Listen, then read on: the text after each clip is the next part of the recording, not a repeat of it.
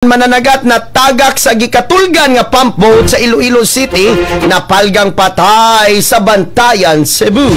Pinaagi ni Brigadang Alan Tangkawan sa maong detalye. Brigadang Alan, ibrigada mo! Brigada Live Report. Napalgan nga naglutaw sa dagat ang patayng lawas sa usa ka lalaki alauna sa hapon Agosto 6, 2024 dito sa Marcos Shoal, kadagatan sa Bantayan, Barangay Hilutungan, Bantayan, Cebu. Girespondihan nila ni Police Corporal Florante Disukatan o Police Corporal Gary Marapo sa Bantayan Police Station. Mipahibaw dayon sila sa MDRRMO sa maong lungsod o sa Bantayan Coast Guard Substation.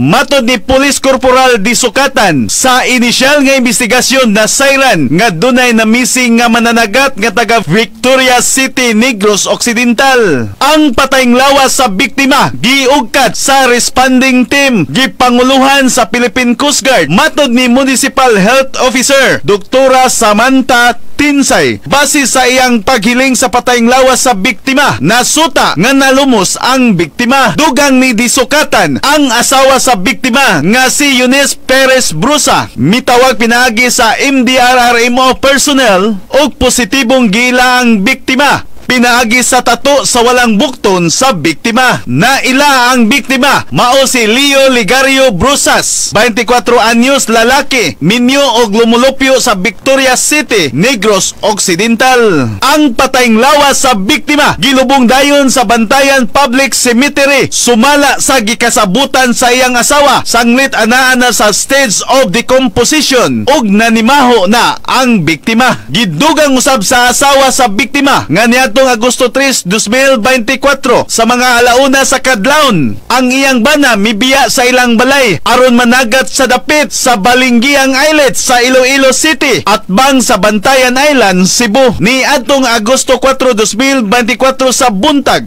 gipahibaw siya nga aksidenteng natagak ang iyang bana mga alas 2 sa kadlawon samtang natulog kini sa tarik sa maong motorboat. In the heart of changing lives, ako si Brigada Alan Tangkawan sa 90.7 Brigada News FM Cebu, the Music and News Authority. Larga Brigada.